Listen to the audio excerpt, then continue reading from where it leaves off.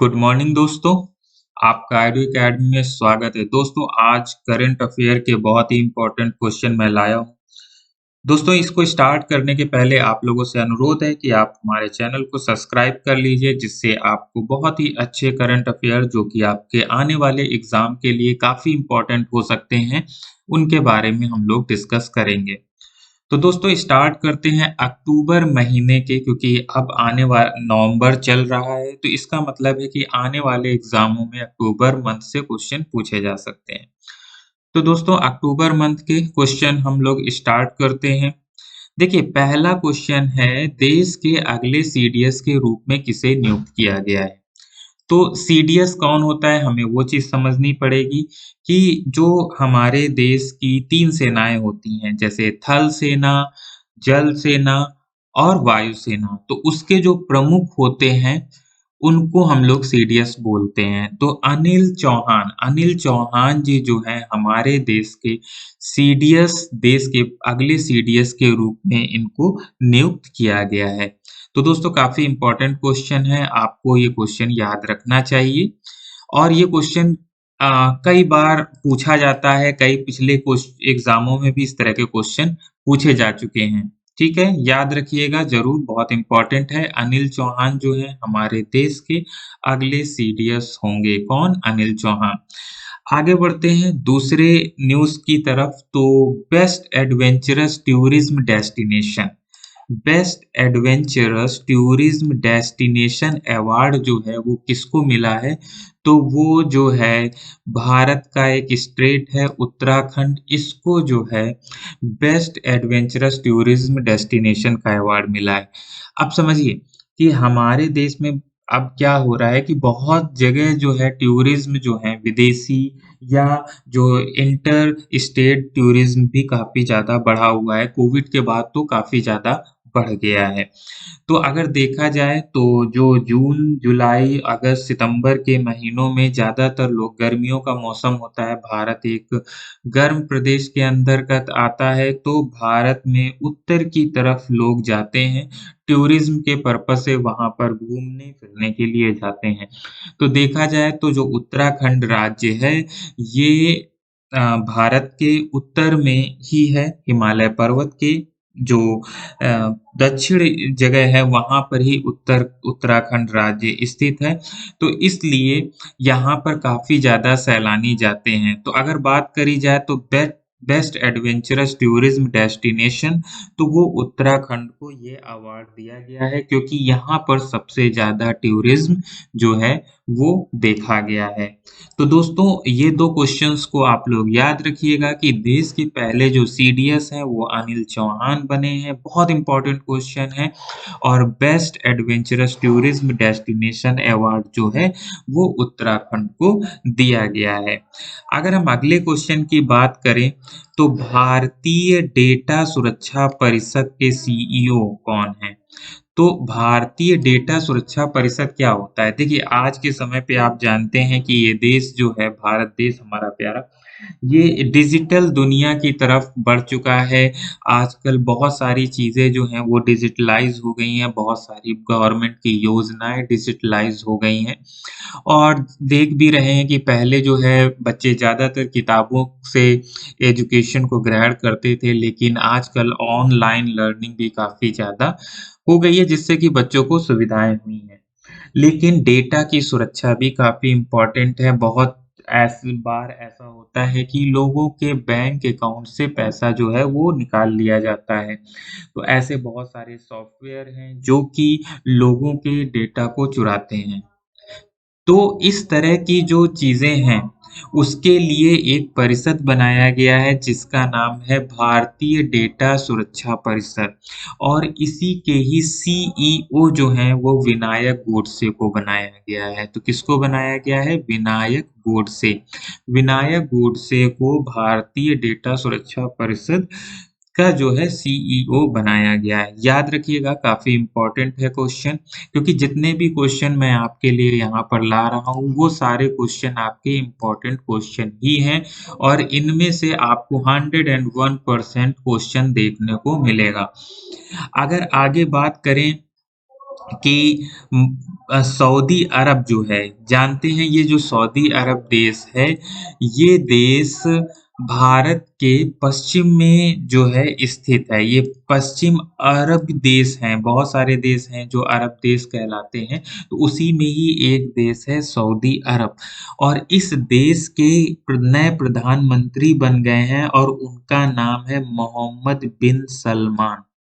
अब ये आप कैसे याद रखेंगे? देखिए, जो सऊदी अरब एक देश है जो कि भारत के पश्चिमी देशों में आता है, इसी के साथ-साथ यूएई जो देश है, यूनाइटेड स्टेट अमीरात, ये देश जो हैं इसके जो राजनीतिक लोग हैं, जैसे कि प्रधानमंत्री, इस तरीके से अगर आप इनके नाम देखेंगे, तो उनके नाम के बीच में बिन शब्द देखने को मिलता है। तो आप इससे अंदाज़ा मान लीजिए कि आपके एग्ज़ाम में पूछा जाता है कि सऊदी अरब के नए प्रधानमंत्री कौन बने हैं, तो उसके ऑप्शन को आप लोग चेक करेंगे। उसको ऑप्शन को आपको चेक करने के बाद आपको ये पता चलेगा कि उसमें ऑप्शन को आप डिडक्शन मेथड से सॉल्व करें, तो आपको पता चलेगा कि कुछ नाम ऐसे होंगे जिनमें बिन शब्द नहीं होगा। तो बिन शब्द जनरली, ये मैं हमेशा के लिए नहीं कह रहा, मगर अगर आपको क्वेश्चन सॉल्व करना है, तो आपको इस चीज़ को ध्यान में रखना पड़ेगा कि जो सऊदी अरब के जो नेता होते हैं, उनके नाम अगर आप ध्यान से देखेंगे तो उसमें बिन शब्द का यूज़ होता है, ठीक है? तो ये गेस करने के पर्पज़ से इम्पोर्टेंट हो सकता है आपके लिए। तो मोहम्मद बिन सलमान, क्या नाम है? मोहम्मद बिन सलमान जो हैं, वो सऊदी अरब के नए प्रधानमंत्री जो हैं, इनको घोषित किया गया है। ठीक है? अगर हम आगे बढ़ें तो टी20 क्रिकेट के बारे में अगर हम लोग बात करते हैं, तो टी20 जो क्रिकेट है, आप जानते हैं कि टी20 क्रिकेट में 20 ओवर होते हैं और आज के समय पर अ, ट जो 50-50 ओवर का मैचेज़ होते हैं, वो बहुत कम होते हैं, टेस्ट मैच भी काफ़ी कम होते हैं। आज का ज़माना जो है ना, वो फ़ास्ट का ज़माना हो गया है, तो उसी में ही अब टी20 क्रिकेट भी चलने लगा है। जान ही रहे हैं कि आज जो है भारत जो है वो सेमीफ़ाइनल हार गया है, वर्ल्ड कप सेमीफ़ाइनल जो कि ऑस्ट्रेलिया में हो रहा है, टी20 का ही हो रहा है, जिसमें 20-20 ओवर होते हैं, तो उसमें भारत जो है वो इंग्लैंड से हार चुका है। ये अभी लेटेस्ट न्यूज़ है, वो मैंने आपको बता दी। तो टी20 क्रिकेट में सबसे ज़्यादा छक्के लगाने वाले, सबसे ज़्यादा सिक्सेस लगाने वाले खिलाड़ी कौन हैं? तो आपका नाम आपको याद रखना चाहिए रोहित शर्मा। ये हाल ही में जो वर्ल्ड कप था उसमें ये भारतीय टीम के कैप्टन भी रह चुके हैं। तो आपको ये चीज़ याद रखनी है कि टी20 क्रिकेट में सबसे ज़्यादा जो छक्के लगाने वाले जो भारतीय बल्लेबाज हैं, वो रोहित शर्मा हैं। इस समय पर रोहित शर्मा जो वर्ल्ड कप 2022 जो चल रहा है, जो कि ऑस्ट्रेलिया में चल रहा है, तो रोहित शर्मा भारतीय टीम की कमान सँभाले हुए हैं। इसका मतलब है कि रोहित शर्मा भारतीय टीम के कैप्टन हैं और भारत जो है वो सेमीफ़ाइनल हार चुका है और किसके साथ हारा है? इंग्लैंड के साथ हारा है और 13 नवंबर को आपको पता है कि भारत तो हार चुका है, तो पाकिस्तान और इंग्लैंड के बीच में फाइनल वर्ल्ड कप मैच होगा। तो दोस्तों आगे बढ़ते हैं कि भारतीय युवाओं को प्रशिक्षित करना एक जो है भारतीय गवर्नमेंट कहती है कि हमें युवाओं को स्किल करना है और ऐसा नहीं है कि युवाओं स्किल नहीं है मगर गवर्नमेंट जो स्किल नहीं है युवा उनको भी स्किल करने की कोशिश कर रही है जिससे कि भारत जो है विकसित देशों की श्रेणी में आ सके। तो भारतीय युवाओं को प्रशिक्षित करने के लिए स्किल इंडिया ने किसके साथ समझौता किया है? तो वो सैमसंग कंपनी है। आप जानते हैं सैमसंग कंपनी एक मोबाइल कंपनी है। उसके साथ जो है स्किल इंडिया ने समझौता किया है और ये किस लिए किया है? ये भारतीय युवाओं को प्रशिक्षित करने के लिए किया है। ठीक है, याद रहेगा काफ़ी इम्पोर्टेंट क्वेश्चन है। मोहम्मद बिन सलमान के बारे में आपको पता ही चल गया कि ये सऊदी अरब के जो हैं प्रधानमंत्री हैं, ठीक है? अब बात आती है कि मातृभूमि योजना पोर्टल किस राज्य में लॉन्च की गई है? तो मातृभूमि योजना पोर्टल जो है वो उत्तर प्रदेश राज्य में लॉन्च की गई है। मातृभूमि योजना में भूमि का लेखा-जोखा देखा जाएगा और इस योजना के लिए जो है एक पोर्टल बनाया गया है, जिसमें कि अपनी जो भी आपने भूमि ली हुई है, जो आपकी जगह है, उसके बारे में लेखा-जोखा आप उसमें देख सकते हैं और ये किस राज्य ने जो पोर्टल लॉन्च किया है मातृभूमि योजना, तो ये उत्तर प्रदेश राज्य ने लॉन्च किया है। तो ठीक है दोस्तों, तो इतना आपको याद रहेगा और इसको याद रखिएगा दोस्तों, हमारे इस चैनल को आप लोग सब्सक्राइब कर लीजिए क्योंकि आपके लिए बहुत ही इम्पोर्टेंट जो है करंट अफ़ेयर न्यूज़ जो हैं वो चल रही हैं। चलिए दोस्तों आगे बढ़ते हैं, आगे कुछ न्यूज़ को हम लोग समझते हैं। तो अगर हम बात करें 2022 और 23 में भारत की जीडीपी, अब भारत की जीडीपी ओईसीडी ने जो है वित्त वर्ष 2022 आप जानते हैं कि इस समय पर 2022 चल रहा है, तो 2022-23 मतलब कि 2023 मार्च तक के वित्त वर्ष की बात कही है कि भारत की जीडीपी कितने प्रतिशत रहेगी, तो आंसर है 6.9। 6.9% जीडीपी भारत की रहने का अनुमान है ओईसीडी के द्वारा और वो कब की बात कर रहा है 2022 से 33 में, सॉरी 22 से ये 23 होगा यहाँ पर गलत है, ठीक है। चलिए दोस्तों आगे बढ़ते हैं। द्रौपदी मुर्मू इनके बारे में जानते होंगे कि ये हमारे देश के राष्ट्रपति हैं इस समय पर। तो द्रौपदी मुर्मू ने कहाँ integrated cryogenic engine manufacturing facility का उद्घाटन किया है? तो वो है बेंगलुरु में। कहाँ पर किया है? बेंगलुरु में किया। तो इसमें इम्पोर्टेंट ये है कि इंटीग्रेटेड क्रायोजेनिक इंजन जो है, जो जीएसएलवी के में लगाया जाता है। आपको जानते हैं कि भारत में जो सैटेलाइट जो है इसरो द्वारा सैटेलाइट लॉन्च किया जाता है और इस सैटेलाइट को लॉन्च करने के लिए जो व्हीकल है वो यूज़ किया जाता है पीएसएलवी या जीएसएलवी और इन्हीं में ही क्रायोजेनिक इंजन का यूज़ किया जाता है। किस तरह के इंटीग्रेटेड क्रायोजेनिक इंजन का यूज़ किया जाता है? तो इसकी मैन्युफैक्चरिंग जो है बेंगलुरु में अब होया करेगी, इसको याद रखिएगा और इसका उद्घाटन हमारे देश की जो राष्ट्रपति हैं द्रौपदी मुर्मू, उनके द्वारा किया गया है। तो याद रखने वाली बात ये है कि इंटीग्रेटेड क्रायोजेनिक इंजन जो है अब मैन्युफैक्चर होगा और वो बैंगलोर में होगा और इसके साथ-साथ जो हमारे देश की राष्ट्रपति हैं द्रौपदी मुर्मू, उन्होंने इसका उद्घाटन किया है। अगर हम आगे के क्वेश्चन की बात करें तो हाल ही में चर्चा में रहा मून लाइटिंग किस क्षेत्र से संबंधित है? याद रखिएगा ये वर्ड जो है रोजगार से संबंधित है। किससे संबंधित है? रोजगार से संबंधित है। काफ़ी इम्पोर्टेंट क्वेश्चन है क्योंकि मून लाइटिंग अगर वर्ड आप देखेंगे एग्ज़ाम में, तो एग्ज़ाम में इतना प्रेशर होता है कि बच्चा ये नहीं समझ पाएगा कि ये रोजगार से रिलेटेड है। तो इसलिए इसको याद रखिएगा कि मून लाइटिंग जो चर्चा में है, वो रोजगार से संबंधित है। दोस्तों कैसा आपको ये करंट अफ़ेयर लग रहा है मुझे कमेंट सेक्शन में बताइए और मेरे इस चैनल को भी आप लोग सब्सक्राइब कर लीजिए। आगे बढ़ते हैं, हम लोग आगे के न्यूज़ और करंट अफ़ेयर्स को देखते हैं। क्या है 2 अक्टूबर की करंट अफ़ेयर है। तो इसमें अगर हम लोग देखें तो पहला जो करंट अफ़ेयर है कि गुजरात में 36वें नेशनल गेम का उद्घाटन किसने किया है? तो देखिए नेशनल गेम मतलब राष्ट्रीय खेल। तो राष्ट्रीय खेल में जो पूरे भारत के जो स्टेट होते हैं, उनकी टीमें और वहाँ के युवाओं जो हैं वो भाग लेते हैं, किसमें? राष्ट्रीय गेम में, नेशनल गेम में। तो यह जो गेम है ये कितने नंबर का है ये आपको याद रखना चाहिए।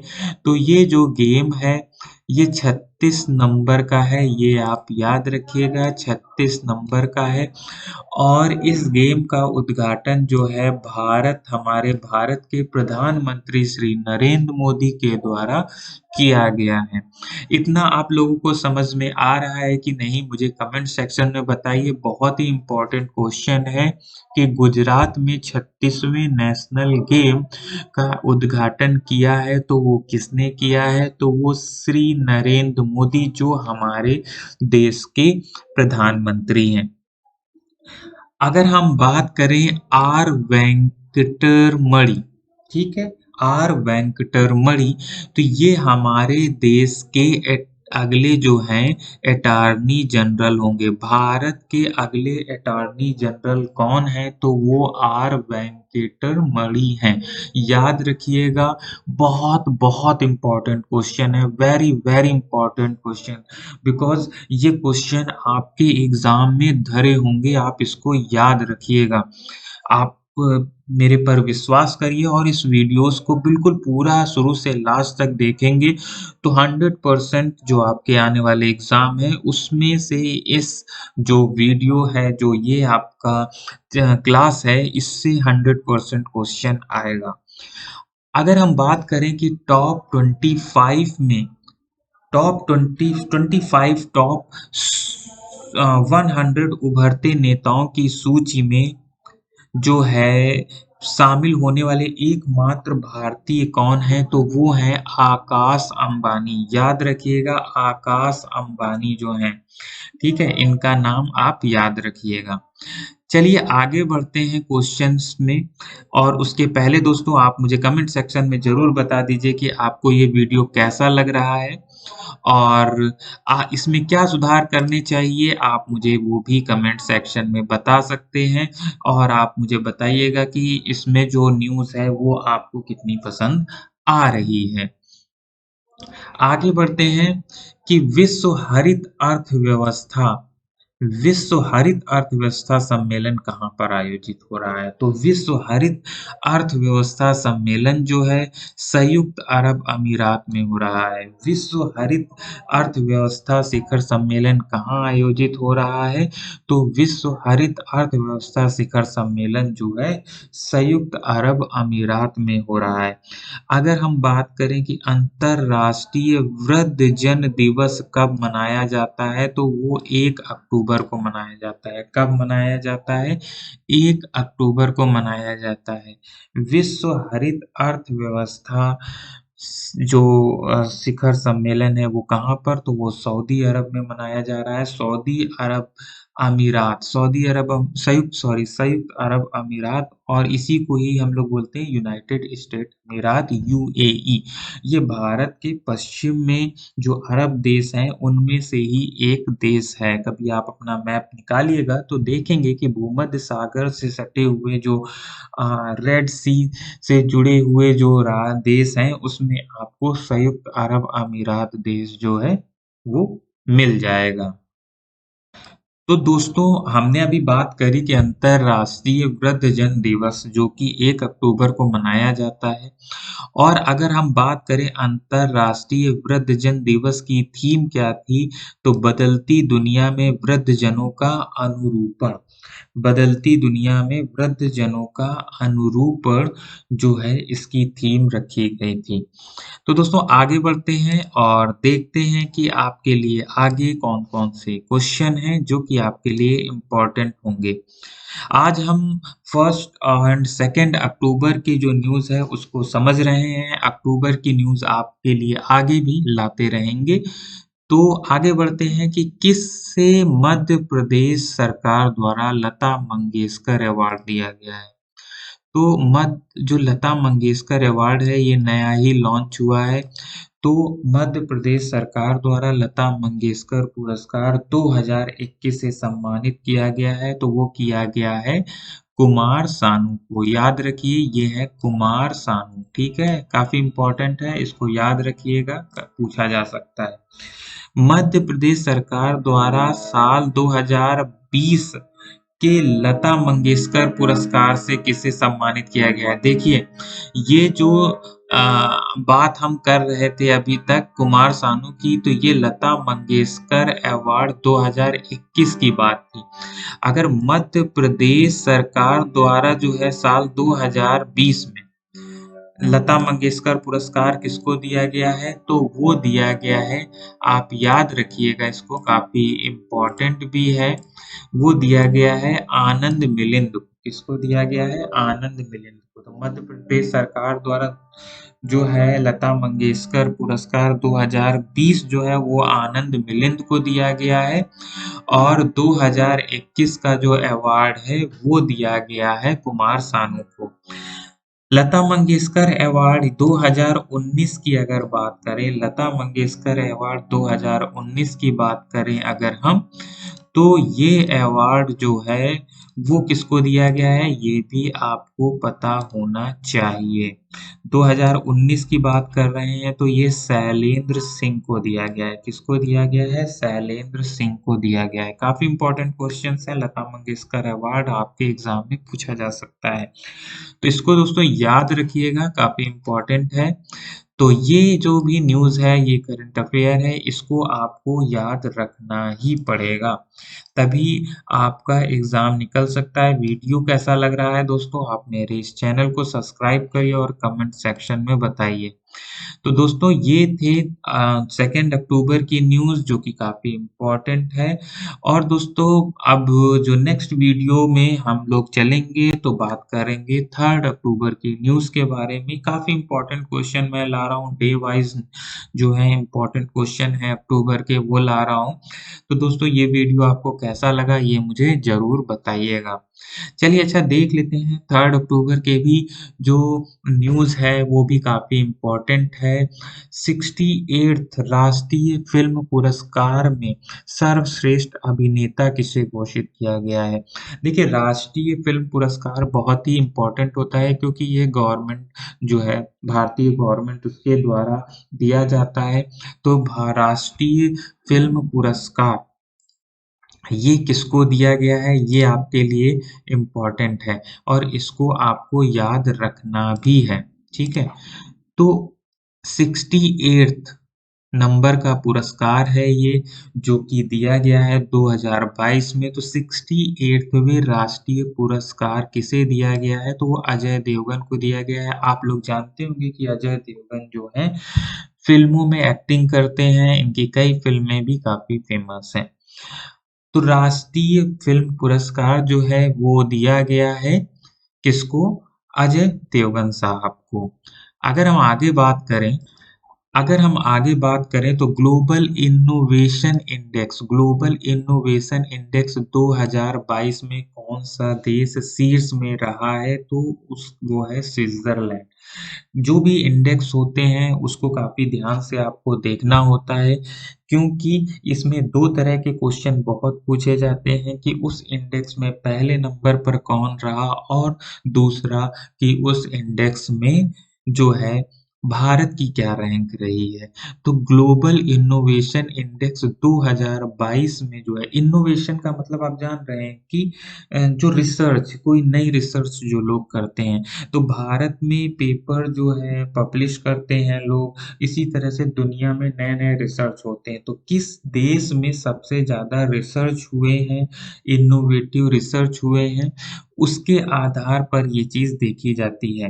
तो ग्लोबल इनोवेशन इंडेक्स में जो है पहले नंबर पर स्विट्ज़रलैंड है। स्विट्ज़रलैंड एक यूरोपियन देश है, नॉर्दर्न है देश है। आप इसको स्विट्ज़रलैंड को आप देख सकते हैं यूरोपियन देशों में। कभी आप मैप उठाइएगा, हमेशा अपने पास मैप रखिए और यूरोप में देखेंगे तो आपको स्विट्ज़रलैंड मिल जाएगा। ग्लोबल इनोवेशन इंडेक्स 2022 में भारत की जो रैंक है, ग्लोबल इनोवेशन इंडेक्स 2022 में भारत की जो रैंक है वो 40वीं रैंक है। बताइए, भारत की रैंक काफ़ी कम है क्योंकि पहले नंबर पे स्विट्ज़रलैंड आ रहा है जो कि एक छोटा देश है। भारत इतना बड़ा देश है, यहाँ पर इनोवेटिव वर्क नहीं हो रहे हैं ज़्यादा। आप देखते ही हैं आप लोग पीएचडी करे हुए लोग जो हैं वो घर बैठे हुए हैं। तो जब उनको उनका वैसा एनवायरनमेंट नहीं दिया जाएगा तो वो इनोवेशन में भी उतना अच्छा परफॉर्मेंस नहीं कर पाएँगे। तो ग्लोबल इनोवेशन इंडेक्स 2022 में भारत की रैंक काफ़ी अच्छी नहीं है। भारत की रैंक जो है वो 40वीं रैंक है, 40th रैंक है।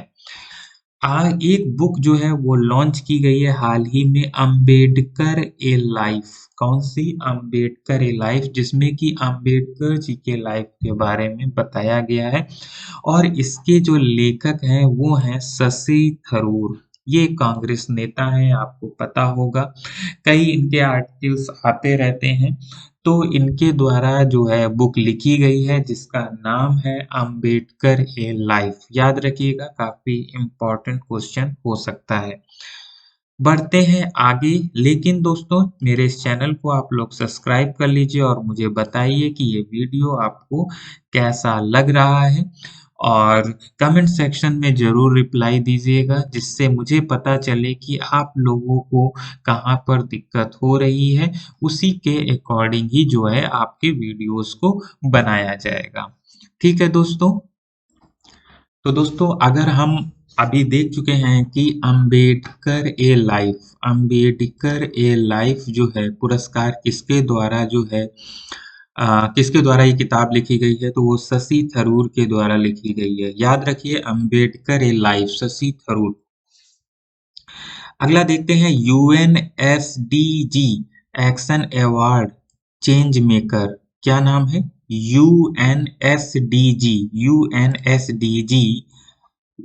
एक्शन अवार्ड में चेंज मेकर पुरस्कार किसको मिला है? तो वो मिला है सृष्टि बख्शी को। सृष्टि बख्शी को याद रखिएगा, ये इम्पोर्टेंट नहीं है मगर सबसे ज्यादा इम्पोर्टेंट क्वेश्चन जो है वो अम्बेडकर लाइफ जो है शशि थरूर उनको मिला है। अगर हम बात करें कि भारत में जो है 5G, आपको पता है कि आ गया है। जितने महानगर हैं उनमें कई महानगरों में 5G आपको देखने को मिल जाएगा। तो नरेंद्र मोदी के बारे में आप जानते हैं कि ये हमारे देश के प्रधानमंत्री हैं। इन्होंने कितने शहरों में 5G जो सर्विस है वो लॉन्च करी है? तो इसका आंसर है 16। तो जो हमारे देश के प्रधानमंत्री हैं जिनका नाम क्या है? नरेंद्र मोदी। ठीक है।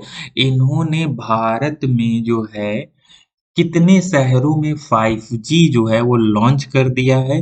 तो 5G सर्विस जो लॉन्च हुई है वो 16 शहरों में लॉन्च हुई है। अगर हम बात करें बांधवगढ़, बांधवगढ़ क्या है? तो बांधवगढ़ आप याद रखिएगा कि ये नेशनल पार्क भी है और बांधवगढ़ कहाँ पर पड़ता है? मध्य प्रदेश में पड़ता है। तो बांधवगढ़ में 20 बौद्ध गुफाओं की खोज की गई है। कहाँ पर? बांधवगढ़। और बांधवगढ़ कहाँ पर है? मध्य प्रदेश में है। तो ये 4 पॉइंट आपको याद रखने हैं। एएसआई द्वारा जो है बांधवगढ़ जो कि मध्य प्रदेश में है, वहां पर 20 बौद्ध गुफाओं की जो है वो खोज की गई है। याद रखिएगा, काफी इंपॉर्टेंट है। जितनी भी चीजें मैं आपको बता रहा हूँ वो काफी इम्पोर्टेंट है आपके लिए। जितने भी आपको मैं ये ब्रैकेट बनाकर मार्किंग कर रहा हूँ ये काफी इम्पोर्टेंट है और ये आपके एग्जाम में पूछे जाएंगे 101%। ठीक है। तो दोस्तों आगे चलते हैं। आप मेरे इस वीडियो को लाइक और अपने दोस्तों के साथ शेयर जरूर कर दीजिए, जिससे कि उनको भी इस वीडियो का फायदा मिल सके। अब बात करते हैं दिलीप ट्रॉफी। दिलीप ट्रॉफी जो है वो किसने जीती है? तो वो वेस्ट जोन ने जीती है। दिलीप ट्रॉफी जो है वो किसने जीती है? तो वो वेस्ट जोन ने जीती है। ठीक है। अगर हम बात करें भारतीय फुटबॉल कप्तान कौन है? उनके बारे में अगर बात करें, भारतीय फुटबॉल कप्तान सुनील छेत्री पर 3 एपिसोड की सीरीज जारी की है। क्षेत्री पर 3 एपिसोड की सीरीज जारी की है। इसको आप याद रखिएगा। वो जारी किसने करी है, वो आपके लिए इम्पोर्टेंट हो सकता है। तो वो फीफा के द्वारा जारी करी गई भारतीय फुटबॉल कप्तान जो सुनील छेत्री हैं, इन पर एक 3 एपिसोड की सीरीज जो है वो लॉन्च करी है और वो भी किसने, फीफा ने करी है। याद रखिएगा, दुनिया का सबसे बड़ा सफारी पार्क किस राज्य में विकसित किया जाएगा, तो वो राज्य है हरियाणा। दुनिया का सबसे बड़ा सफारी पार्क जो है, सफारी पार्क वो पार्क होते हैं जिस जो कि जैसे कि आप जानते हैं कि उस पार्क में क्या होगा कि जो जानवरों को जो है वहां पर बसाया जाएगा और उसके लिए अंदर जो है एक गाड़ी जाती है जिसमें वैन में सभी लोग होते हैं, जो दर्शक होते हैं वो देखने के लिए होते हैं। तो इस तरह का जो सफारी पार्क है वो खोला जा रहा है हरियाणा में। तो आप याद रखिए, बहुत इम्पोर्टेंट है। दिलीप ट्रॉफी किसने जीती है, तो वेस्ट जोन ने जीती है। भारतीय फुटबॉल कप्तान सुनील छेत्री पर 3 एपिसोड की सीरीज बनाई है, वो किसने लॉन्च की है, वो फीफा ने लॉन्च करी है अपनी वेबसाइट पर। दुनिया का सबसे बड़ा सफारी पार्क कहाँ जो है वो खोजा जाएगा, तो वो खोजा जाएगा, आपको पता होना चाहिए, वो खोजा जाएगा हरियाणा में। वहां पर ये है कि सबसे बड़ा सफारी पार्क जो है वो बनने जा रहा है। याद रखिएगा दोस्तों, काफी इम्पोर्टेंट है ये आपके लिए। ठीक है, बढ़ते हैं आगे। राष्ट्रीय खेलों में भवानी देवी ने कौन-सा पदक जीता है? तो राष्ट्रीय खेल जो कि हमने आपको बताया गुजरात में हो रहा है, तो उसमें भवानी देवी ने स्वर्ण पदक जीता है। राष्ट्रीय खेलों में भवानी देवी ने कौन-सा पदक जीता है? स्वर्ण पदक जीता है। भारत के नए उप चुनाव आयुक्त कौन बन गए हैं? तो वो बने हैं अजय भादु। कौन बने हैं? अजय भादु। काफ़ी इम्पोर्टेंट है, इसको याद रखिएगा। पुल्लवरम पारा पंचायत क्षेत्र देश की पहली डिजिटल रूप से साक्षर पंचायत बन गई है। तो ये पुल्लमपारा पंचायत जो है वो केरल में है, जो कि देश की पहली डिजिटल, फुल्ली डिजिटल रूप से साक्षर जो है पंचायत बन गई है। याद रखिएगा, ठीक है। भारत के टॉप 25 स्टार्टअप की लिस्ट में कौन शीर्ष में है, तो क्रेड। क्रेड जो है ये कई कोर्स कराता है, तो क्रेड जो है शीर्ष में है। भारत के 25 स्टार्टअप की लिस्ट में कौन शीर्ष में है, तो क्रेड जो है वो शीर्ष में है। याद रखिएगा, काफी इंपॉर्टेंट है, क्रेड को याद रखिएगा। ये स्टार्टअप में नंबर 1 पे है। केरल का जो पंचायत है जिसका नाम है पुल्लमपारा पंचायत, ये देश की पहली डिजिटल रूप से साक्षरित पंचायत हो गई है। अजय भादु को याद रखिएगा, ये उपचुनाव आयुक्त बन गए हैं और राष्ट्रीय खेलों में भवानी देवी ने जो है स्वर्ण पदक जीता है। अब अगर हम बात करें आगे की, तो पेगाट्रॉन ने भारत के किस शहर में आईफ़ोन का निर्माण शुरू कर दिया है, तो वो है चेन्नई। अब चेन्नई में हमारे देश का जो साउथ का, दक्षिण का राज्य में जो है चेन्नई, चेन्नई जो शहर है, वहाँ पर अब आईफ़ोन जो है वो बनना शुरू हो गया है। काफ़ी इम्पोर्टेंट क्वेश्चन है। ये सारे नाम आपने सुने होंगे, कहीं न कहीं ये आपके एग्ज़ामों में पूछे भी जाएँगे। इम्पोर्टेंट हैं, याद रखिएगा। दोस्तों, हमारे इस चैनल को आप लोग सब्सक्राइब ज़रूर कर लीजिए, शेयर करिए अपने दोस्तों के साथ अगर आपको ये वीडियो अच्छा लग रहा है, और साथ में अपने दोस्तों को भी बताइए कि कितना सही वीडियो है, कितने अच्छे आपके लिए करंट अफ़ेयर दिए जा रहे हैं, जो कि आपके एग्ज़ाम के लिए काफ़ी इम्पोर्टेंट हो सकते हैं। तो दोस्तों, आगे बढ़ते हैं और देखते हैं आगे के क्वेश्चंस। साल 2022 में Singapore formula one grand prix race किसने जीती है? बहुत इंपॉर्टेंट क्वेश्चन है आपके लिए और इसको समझना भी बहुत जरूरी है। ठीक है दोस्तों, तो इसको जीता है सार्जियो पेरेज ने। किसने? सार्जियो पेरेज ने। तो साल 2022 Singapore formula one grand prix race जो है वो सार्जियो पेरेज ने जीती है। ठीक है? आगे बढ़ें तो सिंगापुर सितंबर 2022 में जीएसटी राजस्व संग्रह कितना हुआ? तो वो हुआ है 1.47 लाख करोड़। जीएसटी आप जानते ही हैं कि जीएसटी आप लोग किसी भी प्रोडक्ट में आज के समय पे जीएसटी लगने लगी है और वो जीएसटी जो है कितना राजस्व जो है संग्रह हुआ है जीएसटी में, तो वो हुआ है 1.47 लाख करोड़। ठीक है? किस देश ने अपने एकीकरण की याद में एकता दिवस मनाया है?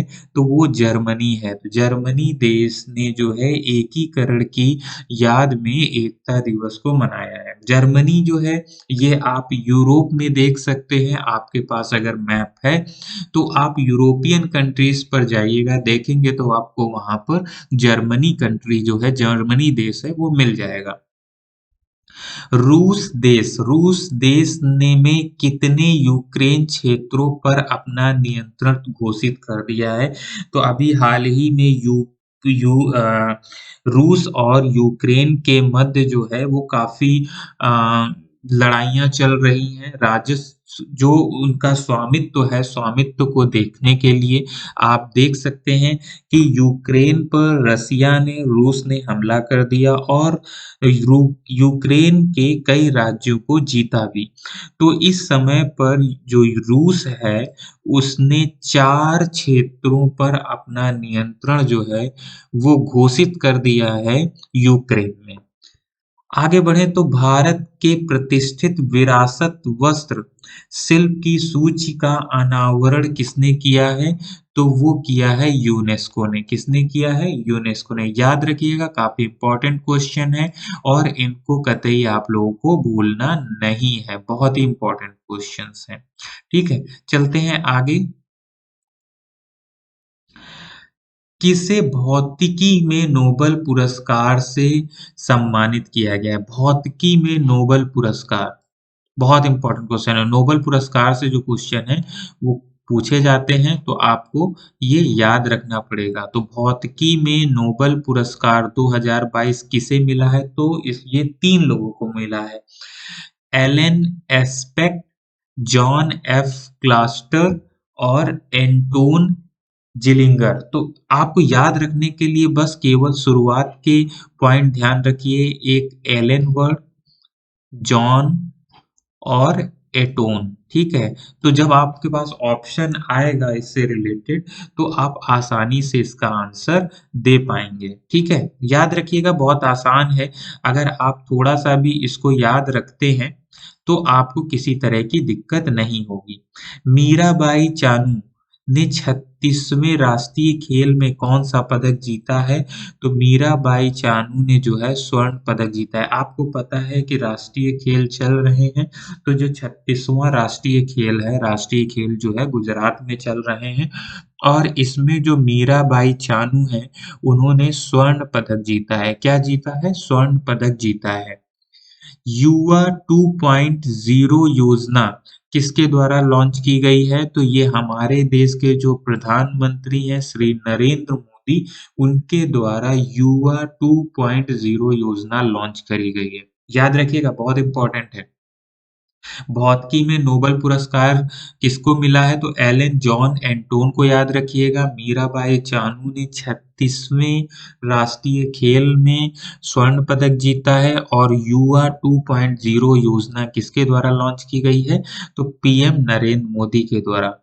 टेस्ला ह्यूमनॉइड रोबोट का सफल परीक्षण किसने किया है? तो वो है एलोन मस्क ने। एलोन मस्क की ही जो है कंपनी है टेस्ला। याद रखिएगा काफ़ी इम्पोर्टेंट है। आप लोगों को ये ज़्यादातर न्यूज़ पता भी होंगी और यही न्यूज़ आपके एग्ज़ाम में पूछी भी जाएगी। तो दोस्तों हमारे इस चैनल को आप लोग सब्सक्राइब ज़रूर कर लीजिए, काफ़ी इम्पोर्टेंट है। अगर हम बात करें 68 राष्ट्रीय वन्य जीव सप्ताह कब मनाया गया? तो ये सप्ताह है मतलब 7 दिन मनाया जाता है। तो ये 2 अक्टूबर से 8 अक्टूबर के मध्य मनाया गया है।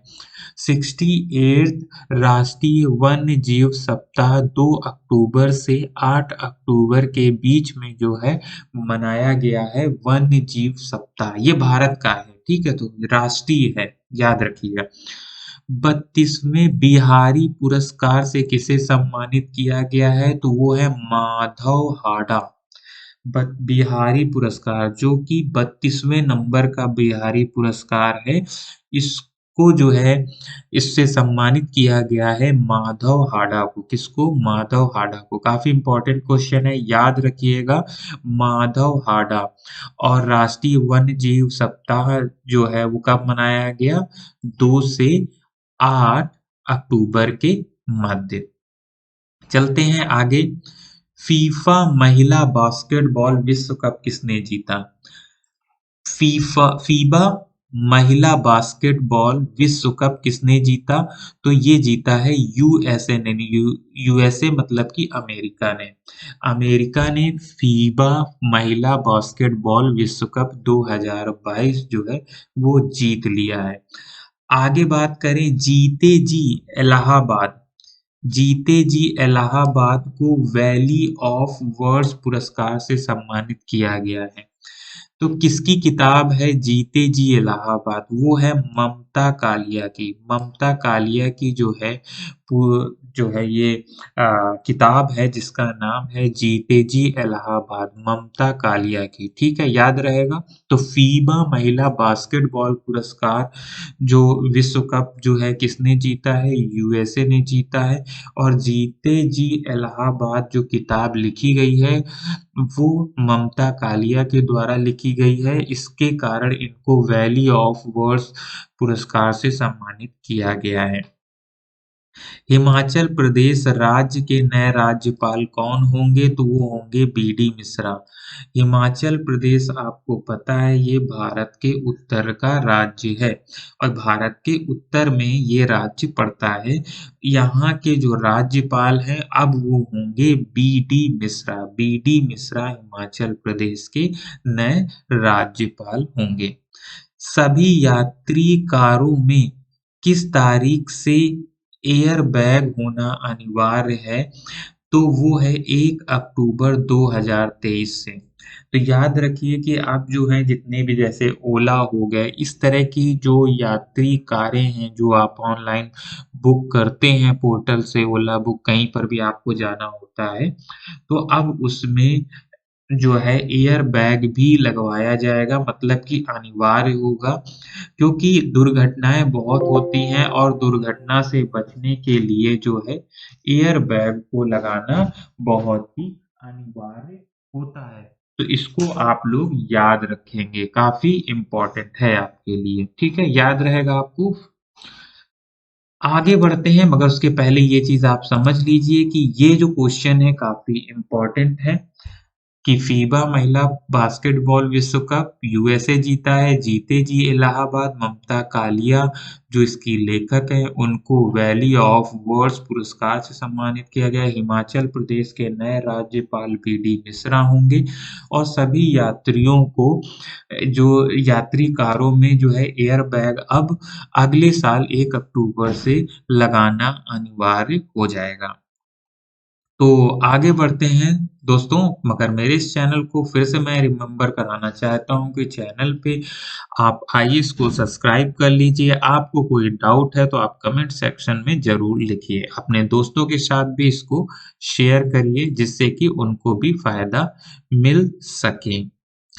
एक ये क्वेश्चन है कि एएससीआई के नए अध्यक्ष कौन हो गए हैं? तो वो एस राजन हो गए। कौन हो गए हैं? एस राजन हो गए। काफी ज्यादा इंपॉर्टेंट नहीं है, फिर भी इसको याद रखेंगे तो ठीक रहेगा आपके लिए। आगे बढ़ते हैं, स्वच्छ सर्वेक्षण 2022। स्वच्छ सर्वेक्षण 2022 में देश का सबसे स्वस्थ तो जो स्वच्छ राज्य है वो कौन सा है? तो वो है मध्य प्रदेश। स्वच्छ सर्वेक्षण 2022 में स्वच्छ राज्य जो है वो है मध्य प्रदेश, याद रखिएगा। भारत में आप देखेंगे तो उत्तर प्रदेश के साउथ में जस्ट बॉर्डर जुड़ता है, वो है मध्य प्रदेश, और मध्य प्रदेश में ही स्वच्छ सर्वेक्षण का पुरस्कार जो है वो जीता है। स्वीडन देश, जो स्वीडन है देश, किस व्यक्ति को साल 2022 का चिकित्सा का नोबेल पुरस्कार दिया गया? चिकित्सा का नोबेल पुरस्कार जो है स्वाति पेचो को दिया गया है। स्वाति पेचो को दिया गया है चिकित्सा का नोबेल पुरस्कार। तो ये स्वीडन देश के हैं, स्वाति पेचो स्वीडन देश के हैं, और इन्हीं को ही चिकित्सा का नोबेल पुरस्कार दिया गया है। भारतीय सेना ने स्वदेशी रूप से विकसित किस हल्के लड़ाकू हेलीकॉप्टर को सेना में शामिल कर लिया है? तो उस हेलीकॉप्टर का नाम है प्रचंड। प्रचंड हेलीकॉप्टर जो है अब भारतीय सेना में शामिल हो गया है। ये काफ़ी हल्का है और ये लड़ाकू हेलीकॉप्टर है, याद रखिएगा, इम्पोर्टेंट है। अमेरिका के लाइफ टाइम अचीवमेंट पुरस्कार, अमेरिका का जो एक पुरस्कार है जिसका नाम है लाइफ टाइम अचीवमेंट पुरस्कार, ये किसे दिया गया है? ये विवेक लाल को दिया गया है। किसको दिया गया है? विवेक लाल को दिया गया है। इम्पोर्टेंट क्वेश्चन है, इसको याद रखिएगा, और ये आपके जो क्वेश्चन में पूछा भी जा सकता है, तो ये याद रखने वाले क्वेश्चन आपके हैं। आगे बात करें तो दो 400 टी20 जो है उसको खेलने वाले पहले भारतीय कौन बन गए हैं? तो वो हैं रोहित शर्मा। रोहित शर्मा जो हैं पहले भारतीय बन गए हैं जिन्होंने 400 टी20 खेले हैं। विश्व अंतरिक्ष सप्ताह कब मनाया जाता है? तो वो 4 से 10 अक्टूबर के बीच में मनाया जाता है। 4 से 10 अक्टूबर मतलब विश्व अंतरिक्ष सप्ताह। 400 टी20 खेलने वाले प्लेयर कौन हो गए हैं? रोहित शर्मा, याद रखिएगा। अमेरिका के लाइफ टाइम अचीवमेंट पुरस्कार किसे मिला है? विवेक लाल को। तो ये कुछ नाम हैं जो आपके दिमाग में हिट करने चाहिए जब आपके एग्जाम का पेपर आए। तो आप इसको बार-बार रिवीजन करेंगे तो आपको ये याद भी हो जाएगा। आगे बढ़ते हैं, देखते हैं अगले क्वेश्चंस। विश्व अंतरिक्ष सप्ताह की थीम क्या है? मैंने बताया कि 4 से 10 अक्टूबर के बीच में विश्व अंतरिक्ष सप्ताह मनाया गया, और इसकी थीम क्या है? Space and sustainability. क्या है? स्पेस एंड सस्टेनेबिलिटी जो है अंतरिक्ष सप्ताह की थीम जो है वो रखी गई है। कनाडा में ग्लोबल इंडियन अवार्ड से किसे सम्मानित किया गया है? तो ये हैं अनिल अग्रवाल को। कनाडा के ग्लोबल इंडियन अवार्ड से किसे सम्मानित किया गया है? तो वो है अनिल अग्रवाल को।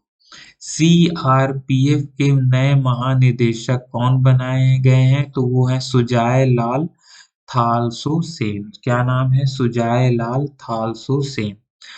आईटीबीटी के महानिदेशक कौन बन गए हैं? तो वो बन गए हैं अवनीश दयाल सिंह। अवनीश दयाल सिंह जो हैं आईटीबीपी के नए जो हैं महानिदेशक बन गए हैं, अवनीश दयाल सिंह। वाणिज्य विभाग के सचिव का कार्यभार किसने संभाला है? तो सुनील बर्थवाल ने। सुनील बर्थवाल ने जो है वाणिज्य विभाग के सचिव का कार्यभार जो है वो संभाल लिया है। इसका आप स्क्रीनशॉट भी ले लीजिए क्योंकि ये आपके लिए इम्पोर्टेंट क्वेश्चन हो सकते हैं। आगे बढ़ें तो भारत निर्वाचन आयोग ने किसे अपना नेशनल आइकन जो है वो चुना है? किसने? भारत निर्वाचन आयोग ने। तो ये है पंकज त्रिपाठी, ये एक एक्टर हैं, इनकी मूवी आपने काफी देखी होगी। तो भारतीय निर्वाचन आयोग ने जो है जो अपना नेशनल आइकन है वो पंकज त्रिपाठी को जो है चुना है। गेल के अध्यक्ष के रूप में किसे नियुक्त किया गया है? तो संदीप कुमार को। संदीप कुमार को जो है गेल के अध्यक्ष के रूप में नियुक्त किया गया है। विश्व शिक्षक दिवस कब मनाया जाता है? तो विश्व शिक्षक दिवस 5 अक्टूबर को मनाया जाता है। विश्व शिक्षक दिवस कब मनाया जाता है? तो विश्व शिक्षक दिवस जो है 5 अक्टूबर को मनाया जाता है। विश्व शिक्षक दिवस 2020-22 की थीम क्या थी? The transformation of education begins with teacher. क्या थीम है? The transformation of education begins with teacher. याद रखिएगा, काफी इम्पोर्टेंट है। 5 अक्टूबर को शिक्षक दिवस मनाया जाता है और इसकी जो थीम है the transformation of education begins with teacher जो है वो होगी। ठीक है दोस्तों, चैनल को जरूर सब्सक्राइब कर लीजिए। जो नए लोग आए हैं सब्सक्राइब कर लीजिए, अपने दोस्तों के साथ शेयर भी करिए। आगे बढ़ते हैं। साल 2022 के लिए शस्त्रा रामानुजन पुरस्कार, याद रखिएगा, शस्त्रा रामानुजन पुरस्कार किसने जीता है?